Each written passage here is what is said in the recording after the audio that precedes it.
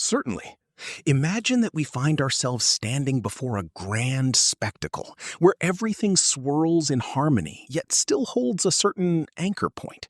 That delicate fulcrum upon which delicate structures pivot and shimmer under the weight of accumulated expectations. A situation akin to navigating the labyrinthine corridors of a vast archive, each tome a vessel holding relics of time, knowledge, and countless silent whispers embedded within their rugged contours. It is within such a setting that one might find oneself drawn into the intricate dance of contemplation, where stillness prevails, yet rarely suffices to capture the full extent of its potential.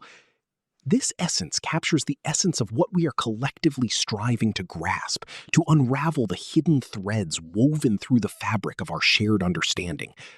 Each individual may carry their unique perspective, a personal lens through which the enormity unfolds.